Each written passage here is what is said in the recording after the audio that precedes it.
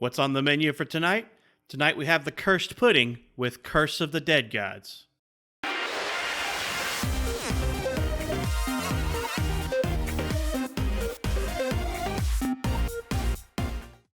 Curse of the Dead Gods is a game developed by Pastech Games and published by Focus Home Interactive. It's I would describe it as a roguelike adventure game, kind of a dungeon crawly type game. We crawl through dungeons, you go as far as you can, you die, you rinse, repeat, you get new abilities and things like that. So for people who like roguelike games, you'll enjoy that. Let's pass this one off to. Let's see. How about Shane? Why don't you lead us into the first spiel of this one? What'd you think of this game? What were your first thoughts? I loved it. And then about an hour and a half in, I started loving it less. And then a half hour after that, even less than that. It starts off solid. It's really fun, but it does get severely repetitive. I was a little disappointed by that. My favorite things, though, are, some weapon sets. Character designs are kind of cool, but I started off with a lot of love for it, and then it just really fell off the map with it because it never seemed to evolve at all from the first couple levels. But I think it might just be a me thing, so let's find out. What about you, Russ? What'd you think of it? I'm actually a very big fan of this game. It's right up my alley. I love it. It's kind of a Diablo-esque, but not really Diablo-esque. I think it's got a great balance between difficulty and ease. Yes, the dying quite a bit, trying to maintain your curses and your health, following the right path up the trail. Those things can get. I mean, you get to a point where you're like, well, let's see, if I get healed here and I get 15 or 20 curse, then maybe I can do the next two without. So you do get like that, but I find that a fun, challenging game. The game has some pretty standard features. Basically, you collect things to purchase upgrades, whether it be altars, I think it's weaponry, and then maybe some passive abilities or pre-event abilities, and then you get like some favor, which the favor can change the weapon sets or change the attributes while you're going through the dungeon. I really liked it. I mean, it gives you the ability to parry and to dodge things, and it's all about timing with those things. Um, I've actually played quite a bit of this game, a lot more than I anticipated. When I first started, it actually kind of flipped for me, Shane. Originally, I was kind of like, oh man, not another one of these. And then it was like, oh wait, I kind of like this. I kind of like the simplistic yet complicated. I mean, it's not really complicated. It's a very simplistic combat system, but it's all about timing, and sometimes those games can resonate with me on occasion, and this one did. I enjoyed it.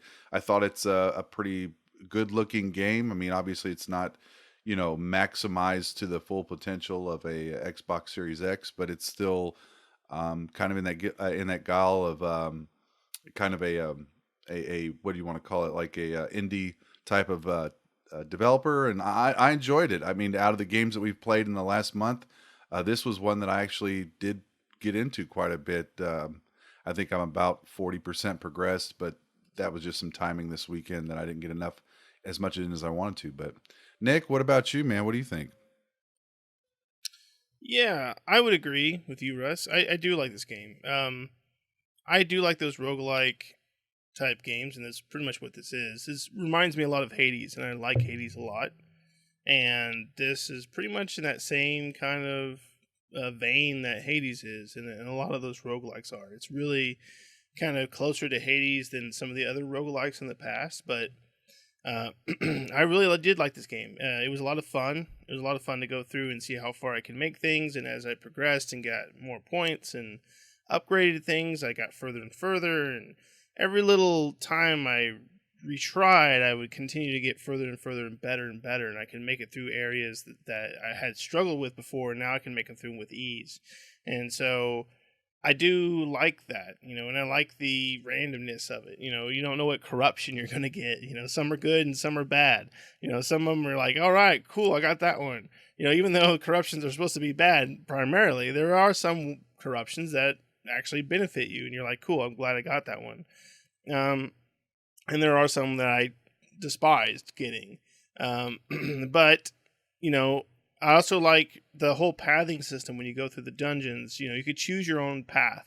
That was kind of there's more strategy to that than you think, really.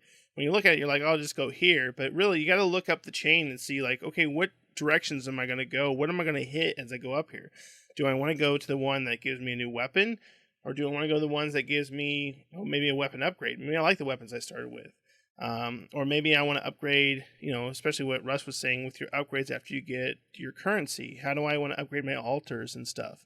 Do I want to put more points into my two-handed weapons? Do I use those the most?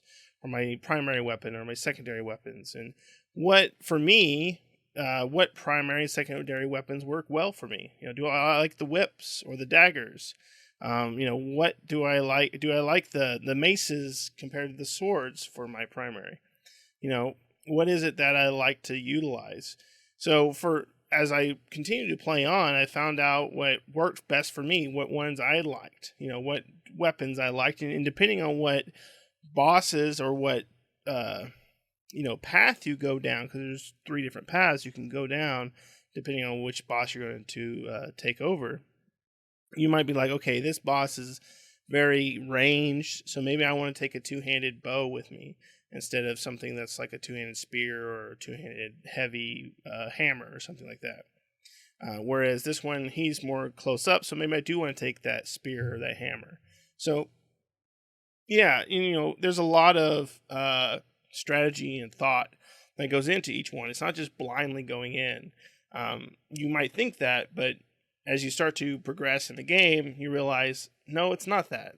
I really need to think about how I'm going to go in here and what weapons I need to choose and upgrade and spec in. And do I need to go down the money path and grab gold so I can upgrade attributes and upgrade weapons? Or do I need to go here and maybe I don't like the weapon I started with, so maybe I need to go down this path to where I can buy a new weapon.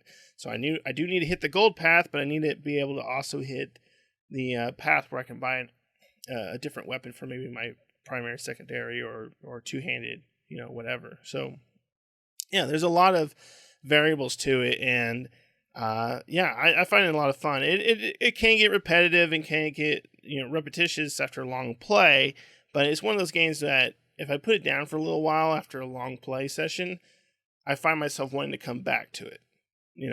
That's kind of the feeling I got from it. It's like, okay, I'll try this again. Maybe I'll try to beat that boss again or go down this path again. But Patrick, what do you think of Curse of the Dead Gods? So it's kind of interesting. I mean, roguelike games are always a hit or miss for me. Like, I like Dead Cells and stuff like that. Those were fun ones. This one to me was too much of a grind fest, it felt like. I don't mind roguelike games, but sometimes they just rub me the wrong way. And this one, maybe it was just bad luck of the draw, but it seemed like the first 4 times I ran a dungeon, I just got raffle stomped. The first time I ran a dungeon, I didn't make it far at all. I didn't quite understand the curse system, and I was just like, ooh, chest. Well, of course I'm not going to pay with gold. I'm going to pay with some blood, and and I didn't even make it halfway through, and I'm like completely cursed and going, well, now I'm hosed, So and then I was kind of interested in seeing how the daily, because they change out, like you have like a daily run every day that you can do that'll let you do something different than one of the 3 paths to go up, and those are kind of interesting. We automatic. I don't know if it was intentional. I think they're all random, but when I ran, you started out the game cursed, and I was like, oh, this is great.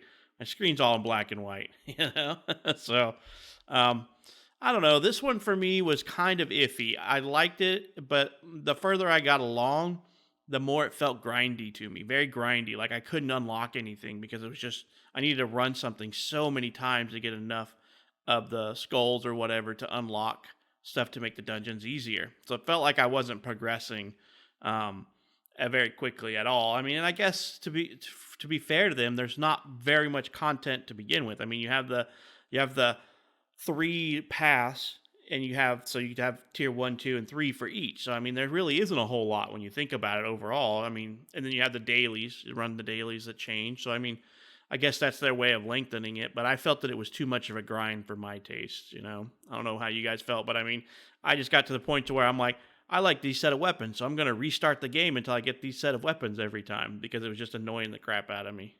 so, um, so that's Did how it you felt to ever me. did you ever get that set that you really liked and were able to carry him through for a while? Because the one set that I enjoyed was, you know, I used for like 10 minutes and then I died, and that was it. It took forever to find him again. And that just made me mad because I hate, like you said, the grinding part really bothered me. But I screwed up at the beginning. Uh, the skulls and stuff came fairly quick at the beginning, so I kind of pissed them away. And then when I really needed them, I didn't get them for a long time. I couldn't build up enough to get that 5, 10, 15, 20. And that's where I screwed up. I wish they would explain a little bit better on those, but could have been me just trying to rush. I found the skulls came easier if you did the dailies because the dailies gave you a lot of extra skulls per farthest you advance, and those to me honestly seemed easier than running the main 3. The dailies seemed super easy. I was making it pretty far in those. I will admit it kind of sucked because the first time I ran one, I made it like 3/4 of the way. Almost, I made it to the end because it was the same boss as the first one for some reason. I forget which altar they are, but the far left altar, the same boss was that one was a daily I ran. I'm like, oh, I got this guy. Serpents. Yeah, the serpents. But then I got cocky and he killed me, and I'm like, well, crap. And now you can only do it once, so if you fail, it's done. So, and I got a lot of skulls from that for doing that one because I progressed all the way to the end. I just didn't beat it. But I don't know. It felt very grindy for me. I mean, I'm sure that if I just had more time, I could probably progress a lot further. But it's felt super grindy to me. There's lots to put points into. I mean, you've got the different blessings that you can get into. You've got I found that I preferred using the whips, so I like the whip a lot. I used it. I tried to get it as much as possible, so I would restart Yeah. and come back in until I got a whip on the altar, so I could run with that one from start to finish. I'm Yeah, kind the of whip on was definitely my favorite as well. I'm kind of on board with Nick and the fact of like I had like 2 main sets and then a third one I kind of messed with a little bit. At least I tried to get it. I liked the middle bosses. I can't. I know it's Serpent and I want to say like Thunder and something else or Yeah, it was whatever. like But Serpent, Jaguar, and something else, wasn't there? yeah, like the middle. I enjoyed running a mace shield and usually like a two-handed mace or something like that. And then on the serpent side, or I'm sorry, not the serpent side, but the far left side, I liked using daggers and then a two-handed bow. I found my way getting through that pretty quickly. At least that's the way I rolled. I did find a weapon that I loved, and I just, man, I used it. I actually progressed the most through the game with that weapon set, and that was I had a mace, a shield, and then I had a two-handed weapon that gave health on kills.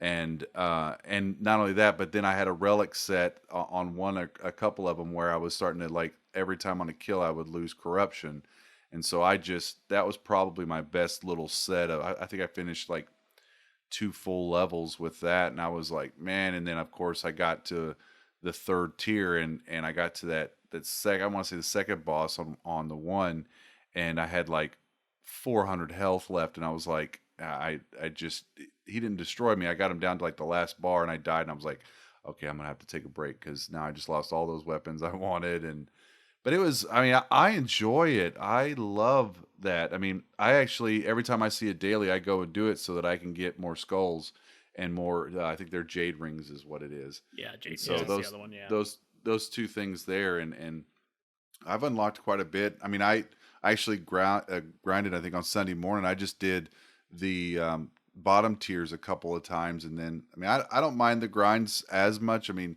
I'm kind of a WoW masochist in the fact of like I have like 24 alts or something like that. So doing that stuff doesn't normally bother me too much. I will say that that's probably Nick, the most detrimental to me is the randomized weapons. If I could pick my weapons, it may be a little bit better for me. But so I had to randomize weapons. I got used to playing a certain tactic, and then I had died, and I would have to pick up a different tactic, and I'm like, I don't know about this because I got so used to the whip because the whip you can do the hold where it will whip them and pull them towards you and stun them, so I can get in close to those casters that are casting corruption type Yes. stuff on you, and start attacking them before or while you're attacking those, you can do the attack and then the heavy attack, and it does the whip around and just Yep. whips everybody around you. I'm like, this is kind of cool. I got used to playing like that, and then I died, and I was just like, well, crap, I got the claw now and this other and the pistol, and I'm like, all right, I'll give it a try. And I got so frustrated to the point where I was like, well, let me restart this until I get something with the whip again.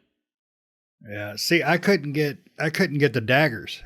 I got them one time, and that was it. And that was like right at the beginning. And I enjoyed the daggers. The whip was still my favorite, but I agree. They should have gave you an option to, spill more blood or something to buy the damn weapons you want, or drop some skulls or something. Because yeah, those cool weapon sets you just seemed like it took forever to find again. But I guess that's just the way the game is designed, and I don't like that aspect of it. And that was probably the biggest problem I had with it, was just acquiring the weapons you like. As you build favor, you get to the shrines and stuff to do that, you can switch those out by using favor. I mean, that's what I did. I just made sure that I started getting, as I got my favor, I made sure that I could switch out. And so I maybe once or twice did I really have trouble getting the weapon set that I wanted, but I had to wait till I got into the dungeon in some cases in order to do that. At least that's how I kind of, circumvented it. Yeah, that happened to me. But by the time I make it to the weapon altar to swap out altars or weapons, I was already half dead because I wasn't used to the weapon type. And I'm like, well, crap, now I need to head to the health altar. Let me get a little bit more corruption while I get some health here, Yeah, there was a lot of damned if you do pieces of that game. I have to say that I really enjoyed the dungeons, though. I liked some of the terrain issues, the traps, the flame throwing little dragon statues, the exploding barrels. Oh man, if there was an exploding barrel in there, I herded them like goats and just boom. The only problem is most of those barrels are so close to the damn lanterns, the fire pits, that it goes dark and it screws you in the end. But I did like the level sets. It worked out really well when you got. It worked out really well when you got cursed to where exploding barrels do twice the size damage, and then all the enemies also explode. So there's explosions going everywhere, and you're killing them while killing yourself. Yeah, I did like that. Nick, did you find a weapon set that you were just, in love with? You had to keep. I enjoyed every weapon set, and I always found strengths and weaknesses in all of them. And that's kind of one of the things about the game is it doesn't give you those weapon sets because once you get familiar with all the different type of sets, the only weapon that I didn't really care for was the what was it? It was the it wasn't even the pistols, because with the pistols, if you have a sword or a mace, you could do a combo with the pistols, and that goes a lot with a lot of your secondary weapons. You could do like a 3-hit attack using X for swing, and then Y to pistol or bow or whatever. Those all were you could do all those. You could even do them with the whip. Where the whip does. Because the whip does 2 hits. Then the second hit is really hard, right?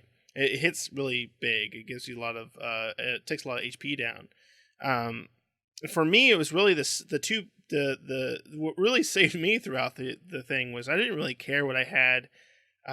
Primarily in my X and Ys, I prefer a mace because that hit hard, and on my Y, I prefer really anything there. Pistol the least, daggers or whip the most, right, in my Y position. As far as my B position, though, it really just depended on what I was going to fight, and whether or not I'm going to take a bow with me or what I preferred in my B position, my two-handed weapon was the big warhammer that does electricity damage. That thing could destroy just about everything. The spears were good too, and the bows were good depending on what you're going to fight. On the third dungeon, the second boss on the third dungeon, which I think is like corruption or something like that, is a really agile boss. He moves around and ducks and jumps, and he's all over the place. And so the bow for me was really important for that one. That's how I beat that boss, was having the bow on my B, the big bow, the two-handed bow on the B side, my two-handed weapon side, because I could just sit back and shoot him because he didn't have any projectiles or anything. He would just kind of like teleport or whatever, but you could easily either dodge or parry his attack and then bow him down until he was dead. And that's pretty much what I did for them. That's another thing too with this game, is you need to utilize your dodge and parry abilities, right? Parry, and unlike a lot of games, parry is really easy in this game. It's super easy to parry. You can almost spam the parry button and more likely parry an enemy. Yeah, the perfect parry window is pretty wide. Yeah, it is, and the dodging is pretty easy too. So, and you have the torch, right? And the torches really comes in handy too, because if you don't have a torch in the area, so what Shane was kind of alluding to is if you're in the dark, you don't lose health. What happens is if you get hit, it's double damage. That's what being in the dark is for that game. So you want to light sources. Well, you can light, if you don't have a light source, you can torch an enemy, which becomes your light source, right? Now the enemy's on fire, creating a light source for you, and therefore you can go ahead and take them out, and then if they hit you, you don't get double damage, or if there's other enemies coming around, you don't get double damage because you are in a light source at that point. Environmental damage also, right? There's traps and stuff, but the traps are not just for you. They're also for the enemies. You can lure, I don't know how many times, one of the single greatest totems that you can get for yourself, or like I think they're totems or gems or whatever that give you bonuses and stuff. Relics. The relics, yeah. One of the greatest relics was the one that if you kill an enemy in environmental damage, it gives you health. So then there would be so many times where it'd be like, oh, there's a spike over there, or there's a fireball over there. I want to just position the enemy into that area and get him hit by that. Or maybe there's a gas cloud, so I'm going to push him into there by damaging him, which pushes him back into that gas cloud. Then I'm going to use my torch to unite the gas cloud, move out of there, and it's going to explode, which is going to kill the enemy and going to heal me.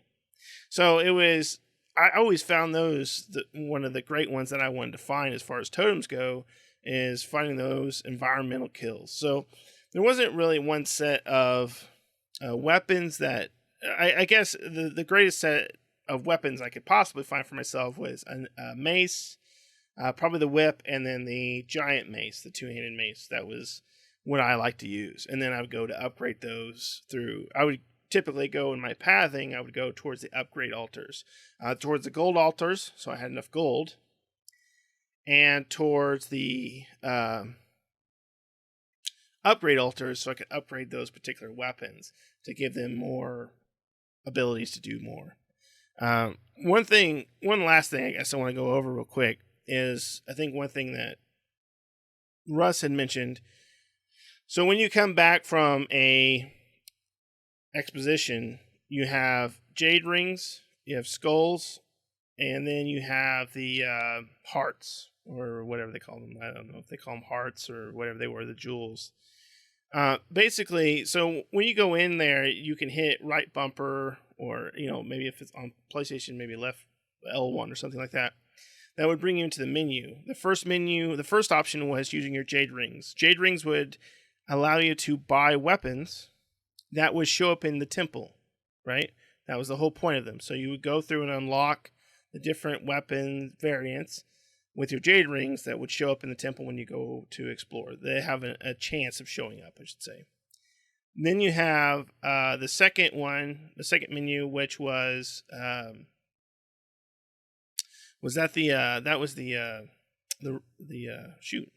upgrades with the skulls, I believe, right? No, There's four menus in there. Yeah, you had four menus. The second one was the weaponry. The first one was your passive abilities. So it went passive abilities, then it went weaponry, and then that's right. And then it went altars. Yeah, so the first one, exactly right, Russ. The first one is the passive abilities, which you use your skulls for. Those are abilities that you're going to take with you when you go in. So you can only equip 3 at a time. You can unlock as many as you want, but you can only equip 3.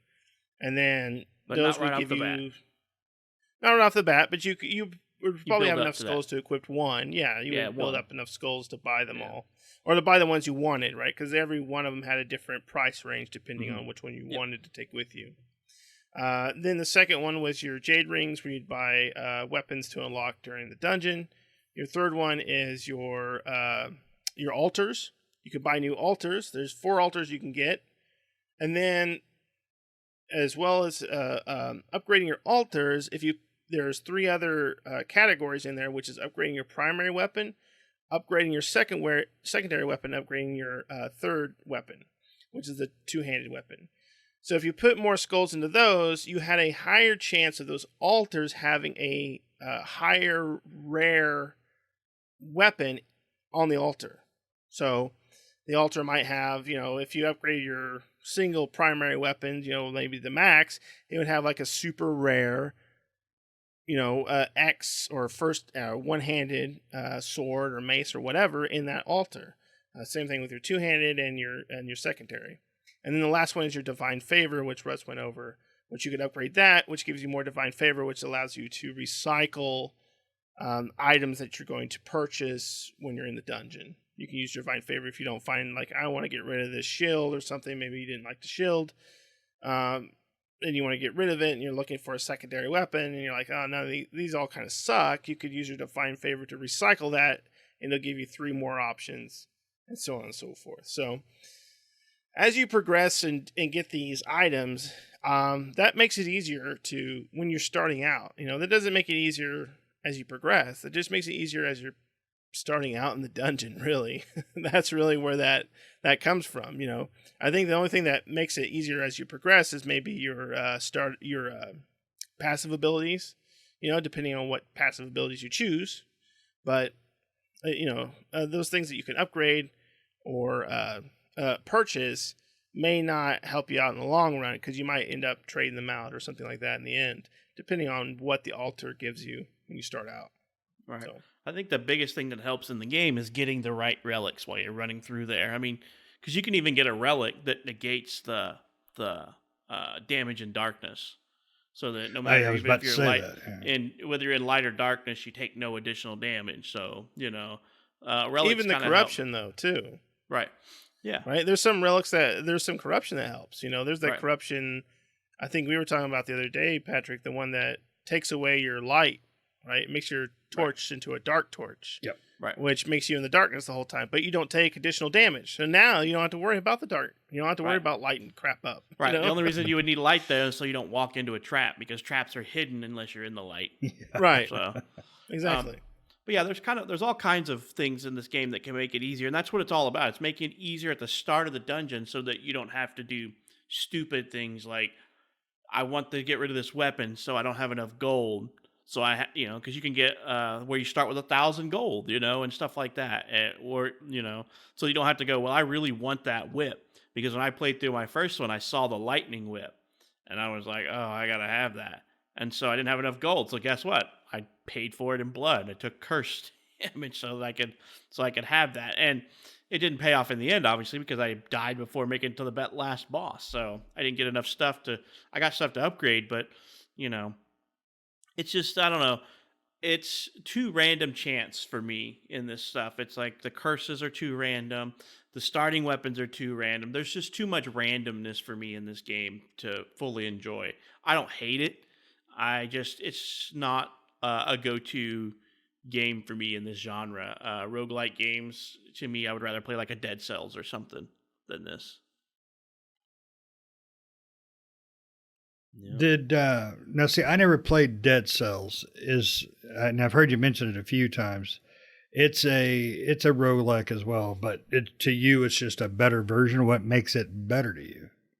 I don't know. Dead Cells seemed fun. When I died, I don't know. It was almost that game was kind of comedic. Did you play Dead Cells, Nick? Yeah. That almost had a comedic effect. I would personally call Dead Cells a roguelike to me. It was more of a side-scrolling But it is roguelike because It's in the vein you of the die and messenger. you come back.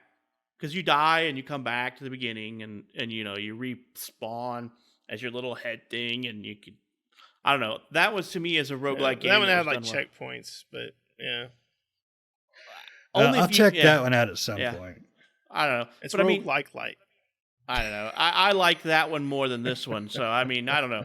This one to me, just too much random happenstance. And I'm like, I hate these weapons. I don't want to use these weapons. Stop forcing me to use something I don't want to. Because that's the best way to get me not to play your game is to force me into a mechanic that I don't like.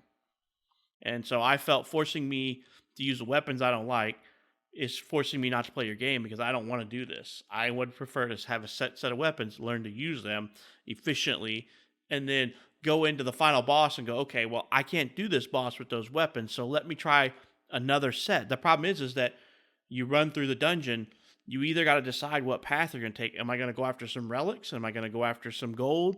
What am I going to do before I get to the end boss? So if I don't like the weapons I got, or I found out that, hey, maybe this boss is not doable with a sword and a whip, I need to get different weapons. But when I spawned in, maybe I got the sword and the whip. And I'm like, okay, I can't do this boss. So now I have to beeline it for the weapon altars so I can swap out these weapons. Hopefully I got enough gold by the time I get there. If not, I got to pay for it in blood and, you know, and take corruption on. And then that means that I got to make sure I hit the health altar before the end and take on even more corruption before I hit the last boss. So, you know, it's just too much random happenstance for me. I don't know. Yeah, my only real issue is I wish they would have made certain things about the game a little more clear at the beginning, as far as the curses, even the way the weapon sets work. That's probably my biggest issue. But I do wish they would have got more variety because I love the dungeons and I love some of the character designs of the enemies, but it never really varied after an hour fighting. It never really seemed like you got anything new, in my opinion. I mean, it was interesting. I mean, the dungeons change every time, so it's a little bit of something different every time. The path you might take is different. Yeah. But I mean, but it always seemed samey. I don't know. I kind of wish they would have. I don't know. It just never seemed like it changed enough, I guess. But I don't play a whole lot of the roguelikes. But it's just never been in my I mean, my that's repertoire. pretty much a roguelike right there. I mean, the randomness, the ever changing, pretty much this game is what a roguelike is, and yeah, I mean, not everybody likes roguelikes, it's like it's kind of comparison to like MOBAs, right? You play one MOBA, you've played them all. They're all pretty much the same concept. Whereas roguelike games are pretty much that same thing, right? You played one roguelike, you played them all. They might have various things. Same thing with MOBAs and Hell, I've maybe never even played battle a MOBA. royales, right? Battle royales are the same thing too. They might have various other kind of features and stuff, but ultimately when it comes down to it, they're all pretty much the same formula as far as how they're put together. So, this game, Curse of the Dead Gods, is very, like I said, it reminds me of Hades. That's when I first started playing. I was like, wow, this is Hades. And Hades is a roguelike, and it's pretty much the same type of game, So I really enjoyed Hades. Hades is a little different. It has a different little kind of some different things, but it's still the fundamentals of a roguelike are still there. Whereas this game is exactly that. It has different stuff than Hades, but still the fundamentals of a roguelike are exactly there. So, as far as both of these games go and other roguelikes in the past, they all follow that same path. And so you either like them or you don't. It's Go ahead, sorry. Russ. Well, I was just sitting here thinking about it as we're talking. This game actually has kind of an attribute that I really didn't realize how much I love, in the fact that we're all board gamers. We play a board game. It's the same board game every time we play it, but each time we play it, there's differences. There's a change in our strategy. There's a change in our philosophy on gathering things, whether it be resources, something that we've, excuse me, something we've played a lot of A lot of games like Root and stuff like that. It's like we have different classes, so we need to maybe have a different strategy. Everdale, depending on what kind of cards we get, we alter that strategy and stuff like that. So maybe for me, that's why I like this game, is because I do, when I get a good board game, when we get a really good, I want to play a lot of it, like Wingspan, like Everdale, like Root. Like I'm all about playing games when it comes to board games that I enjoy, just to see the differences. So maybe that's something that I just realized just sitting here, that's why I do enjoy this game very much, is because I see it in that sense, that I get to strategize every time I'm giving a certain amount of tools to play that level or something. I think the big difference between what you were just describing is the fact that the four of us are typically doing the board games together. That, always makes a game better. And that'd be one thing I wish they would have done with this game, is added a cooperative feature to it. I think that would have been really fun. But to me, damn near everything can have a co-op feature with the right game and the right people. Cool. Yeah, it can. I mean, I agree with Russ. I mean, maybe that's why I like roguelikes too. Typically, most roguelikes I play, I tend to enjoy, and maybe for the same sense, I don't know. I like going through an area time over and over again, just refining my strategy and stuff like that. I don't know. It's Curse of the Dead Gods is for me the same as Hades was, and some of the other roguelikes that I can't think of now that I've played in the past that I've always enjoyed. So it's just a genre I enjoy. And that was going to be a question I was going to ask, because, there's Zelda-likes and there's Vanias and all blah, blah, blah, blah. What is the OG roguelike? What is the roguelike term coming from? I think the original one was Rogue Story, I believe. Was it Rogue Story or Rogue Tale? Let me see here. Not Rotel, but Rogue Tale. Ooh, Rotel. Rogue Story. Let me see here. Was it Rogue Story? I have it on Steam. Anyways, while he's Googling that, yeah. I'm kind of surprised, Pat, that me and you are both in the same ballpark on that one. I mean, I'm not a huge roguelike fan. I will admit that. I don't like rinse and repeat, rinse and repeat, rinse and repeat. I'm not a fan of that, and it has to have a theme for me to enjoy it. And the theme for this one was Indiana Jones. I mean, that was the theme for this one, and it just wasn't enough to get me going. Like for these, it has to be more of a sci-fi theme to hold my attention for these, So I mean, I don't know. I'm just not a huge roguelike fan for the most part. I could take them or leave them. I mean, I would play this game if I had nothing else to play. It's not like I hate it. I don't hate it. It's not going to be my number one top pick in the genre by any means of the word. But I guess. And for Pat, it has another small little thing that may not help him like it. It's got a death counter. That's right. I forgot about the death counter. Yeah. Yeah. What'd you come up with, Nick? Rogue Legacy. Rogue Legacy was the first one I remember playing that was a roguelike. It may not have been the first one, of course, but it was the first one I remember playing. So it would have just been Rogue, not roguelike. So it says right here, Beneath Apple Manor, the term roguelike derives from the 1980 game Rogue. The first game with the core roguelike gameplay elements was Beneath Apple Manor, 1978. Yeah, so I do have that one on Steam. They actually not remade it, but they brought it out on Steam, and I bought that one. And yeah, it is very roguelike. So I guess that would be the first roguelike. I guess the first. I don't remember Rogue. I don't know a lot of people that know that game, but right. I mean, Darkest Dungeon. You played that one, haven't you, Nick? No, I've never played Darkest Dungeon. That one's supposed to be one of the top-rated roguelike games. And you and I have played Don't Starve. That's roguelike. You die, you start over. I'm not a huge fan of it, even though it had co-op. Nick talked me into playing Don't Starve, and I was like, "What the crap is this?" And I died by falling in a hole of some kind. I don't know what it was, but it killed me. So You all do realize there's a pattern of when Nick tries to get you to play something, it's typically a Nick I game. have to be careful when I say whatever you want to play, Nick, because he'll pull something like that. He's like, let's play Don't Starve. And I'm like, I've never played it. Let's try it. And I'm like, what is this game? It's got crafting in it. It's kind of weird. And I'm like, what are we doing? We got to look for this stuff. We got to look for that. And I'm like, okay. We die. I die.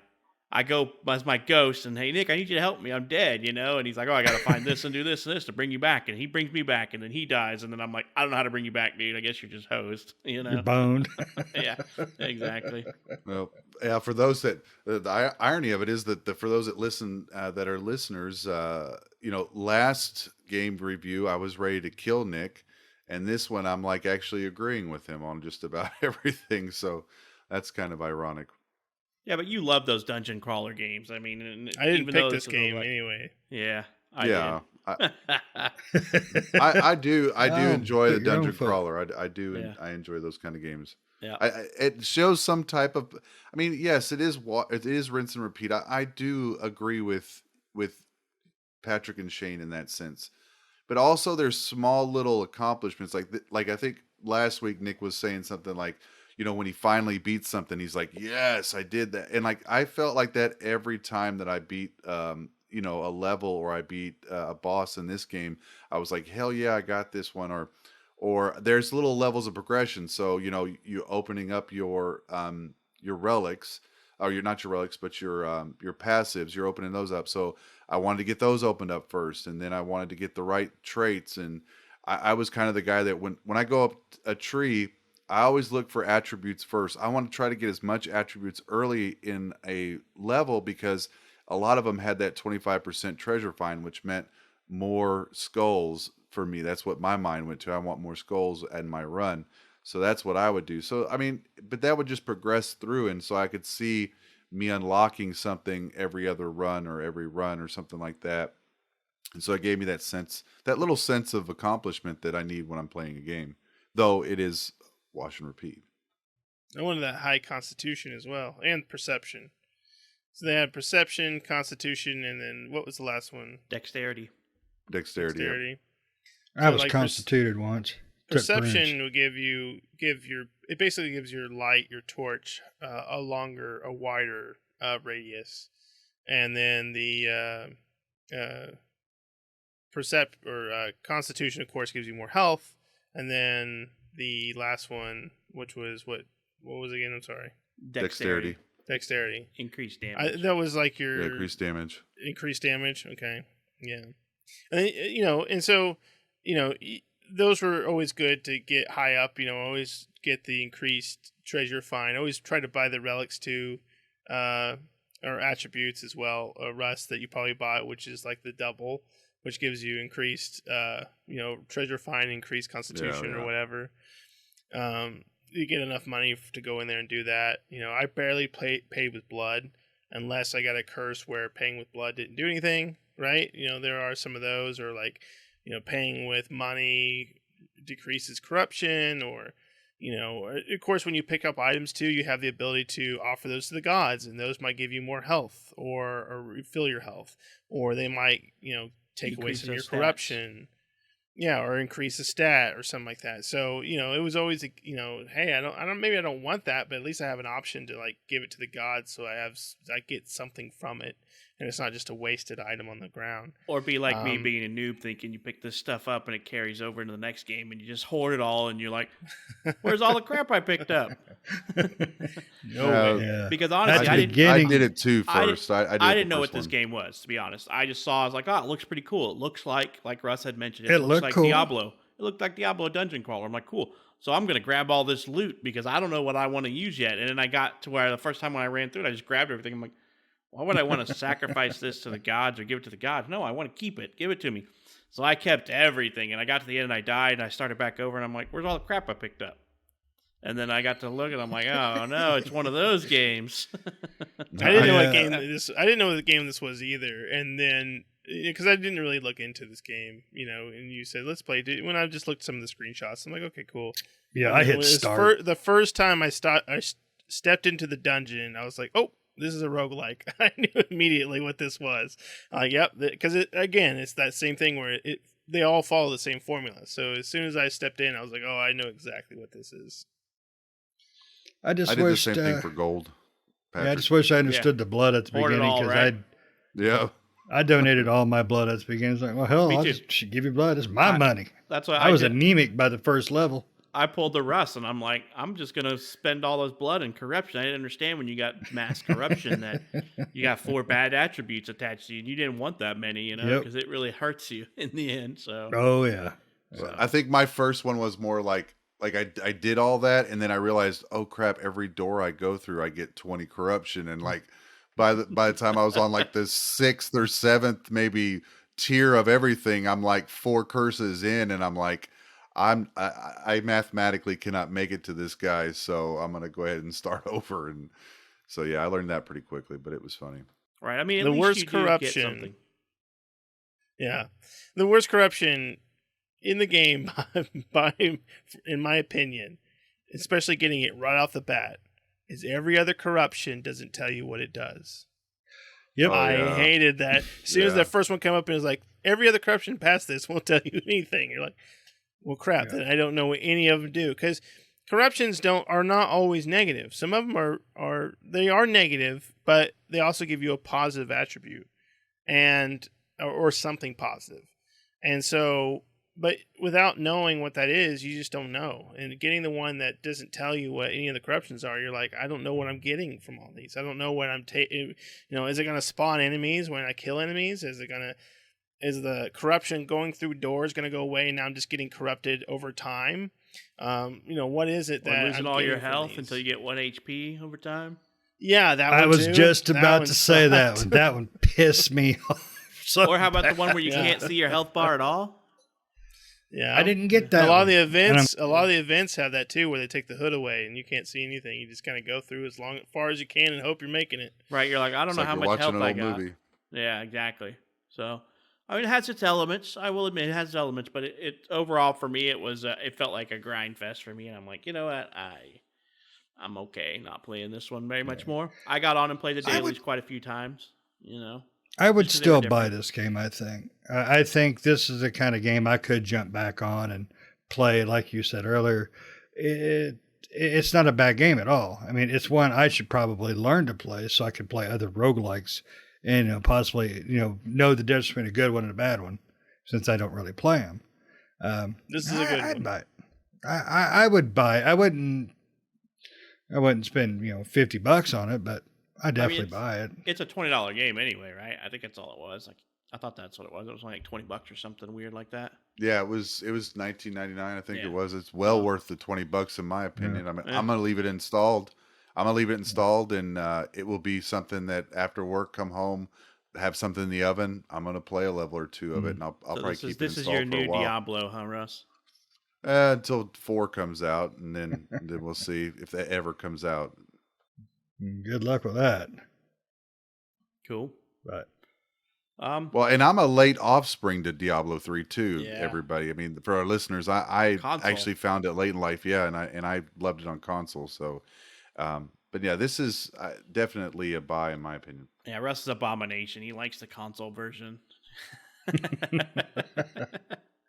I actually enjoy it too. So I'm right there with you, Russ.